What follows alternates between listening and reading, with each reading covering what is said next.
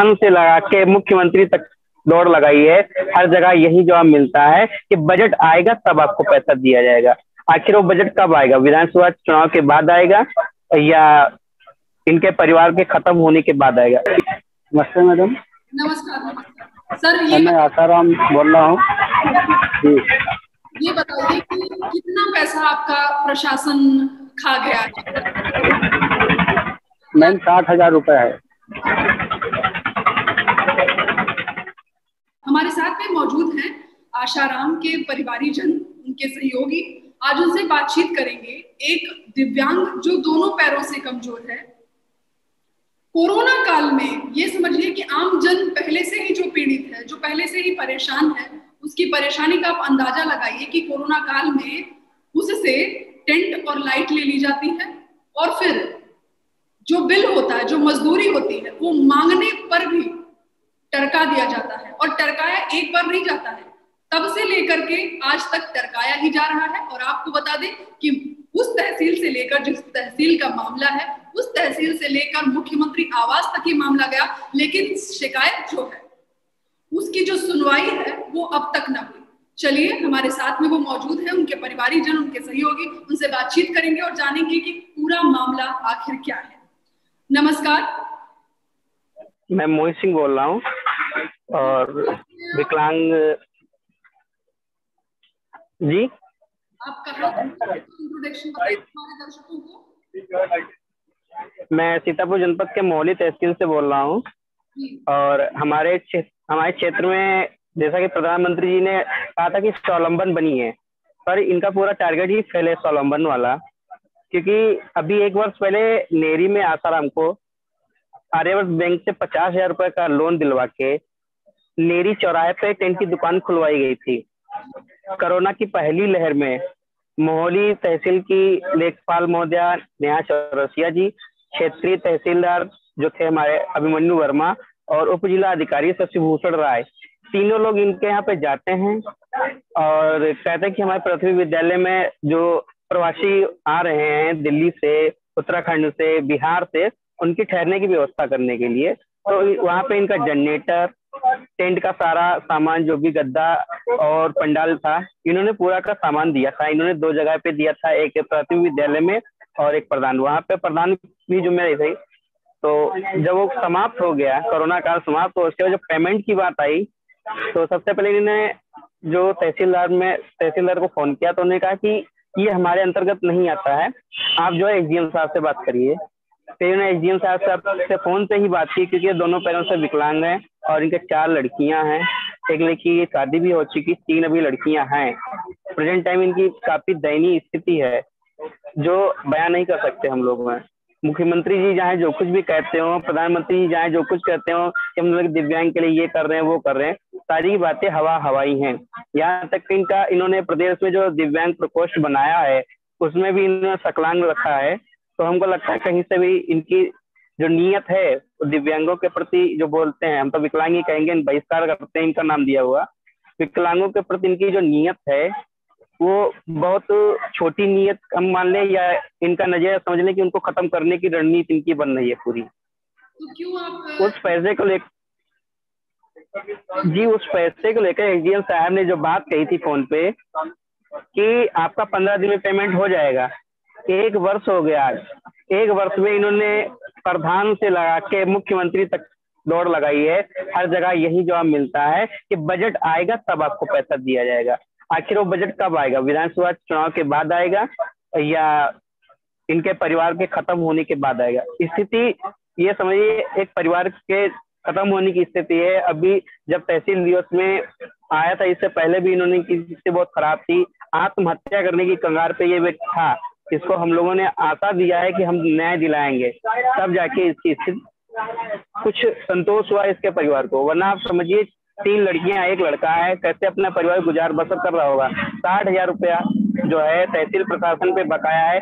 कभी वो कहता है पुलिस प्रशासन देगा, जब पुलिस प्रशासन क्षेत्रीय लेखपाल से फोन पे बात करता है कि मैं क्यों दूंगा, मैंने तो आया नहीं था लेने के लिए, आप गए थे लेने, तब उसकी दूसरी आंखें लगाते हैं जनसुनवाई पे। मुख्यमंत्री एक कहते हैं जब कोई अधिकारी ना सुने तब 1076 फोन करिए, तो इनका 1076 जो है वो वही सबसे ज्यादा झूठ बोलता है। फर्जी आख्या लगा देंगे, निस्तारण हो जाता है।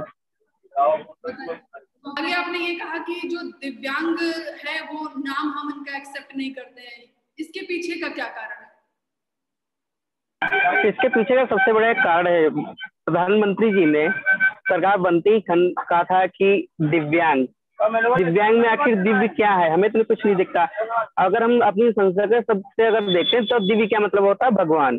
ठीक है, उन्होंने हमको भगवान का रूप दे दिया, पत्थर बना दिया कि मंदिर के किनारे या रोड के किनारे कहीं बैठ जाओ, जैसे ईश्वर मंदिर में जाते हैं लोग प्रार्थना करते हैं, 1-2 रुपए चढ़ावा कर दे, तुम भीख मांगने की बात कर दियो ना, सीधे ही तुम भीख मांगने के लिए उनको मनोनीत कर दिया, ये बोल दिया रजिस्टर्ड भिखारी बना दिया। भाई भगवान मंदिर में बैठा है, उसके भक्त जाएंगे, अब दिव्यांग के पास तो कोई भक्त आएगा नहीं भाई, कौन वो भगवान है? तुम कह रहे हो ना कल दिव्यांग हो तुम, प्रधानमंत्री का कहना है कि तुम भगवान हो, व्यक्त तो नहीं मानता है कोई, तो उसको तुमने ऐसा नाम क्यों दिया भाई?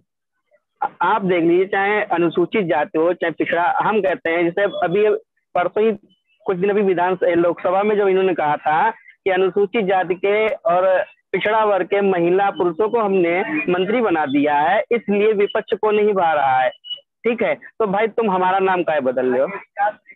हमको भी जो नाम है वही रहने दिए।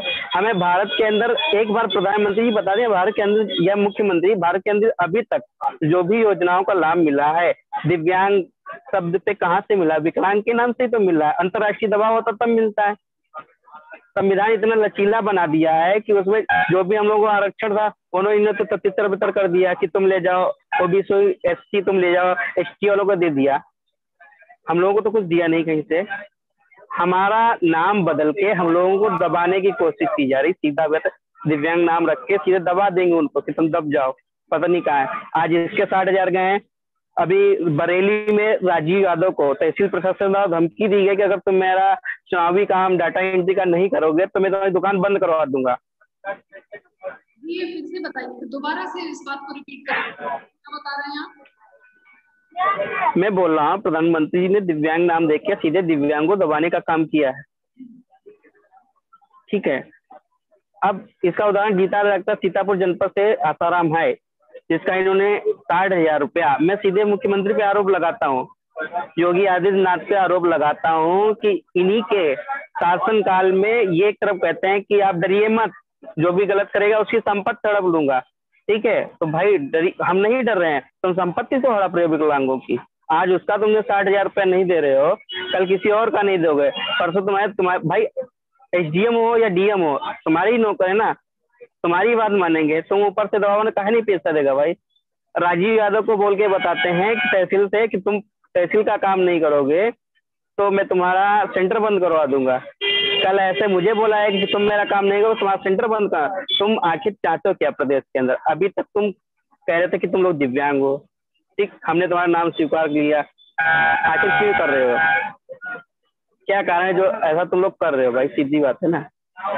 रिकॉर्डिंग है, मैं वो भी पब्लिक को दिखाऊंगा जिस तरीके से एसडीएम के ऑपरेटर ने फोन पे धमकी दी है कि चुनाव में अगर तुम लोगों ने, जबकि वो साफ बोला है कि मैं डिसेबिलिटी हूँ और मेरा 20 तारीख को पेपर भी लॉका लगा है, मैं नहीं आ सकता हूँ, मैं सेंटर स्वयं अकेले चलाता हूँ, उसके बावजूद भी साफ साफ कह रहे हैं कि ये योगी राज है, तुम्हें आना पड़ेगा, अगर नहीं करोगे तो तुम्हारा सेंटर बंद करवा देंगे। और 2-3 हमने बंद करवा दी। क्या अर्थ हुआ?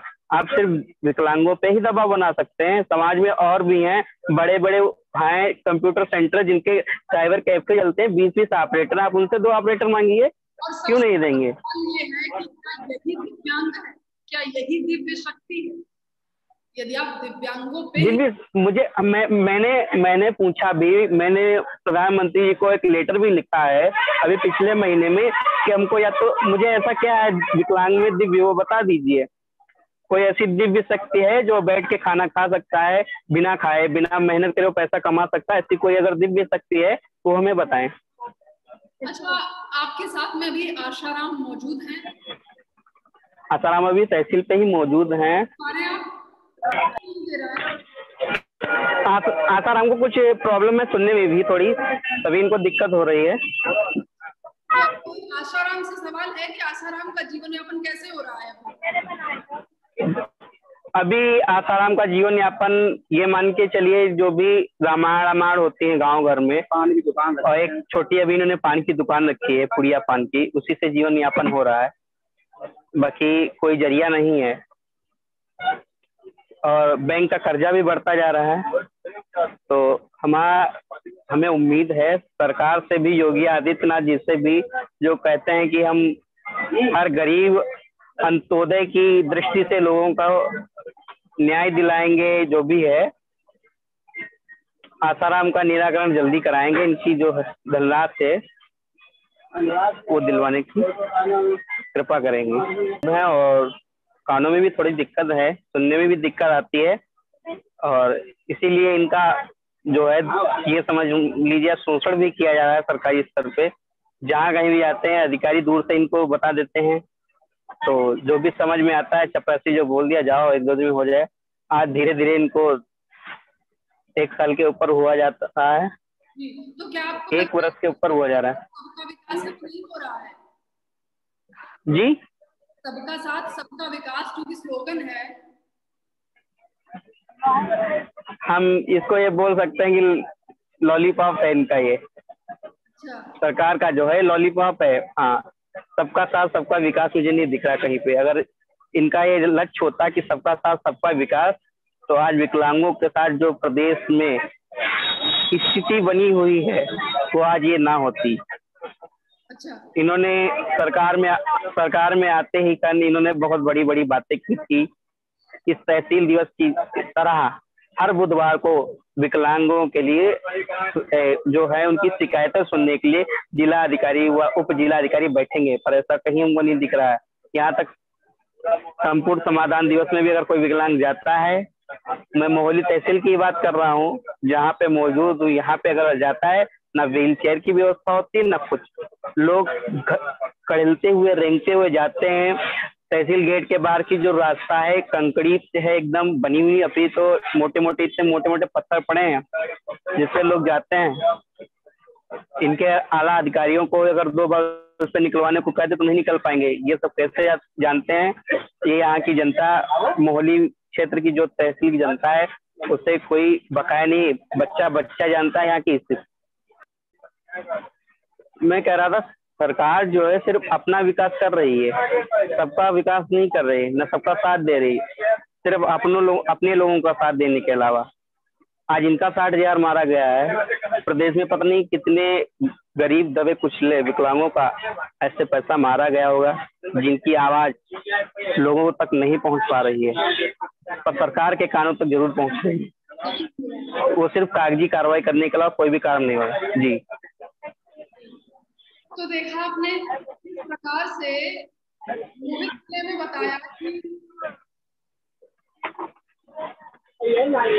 वास्तविकता है, कागज पर लिखा जाता है वो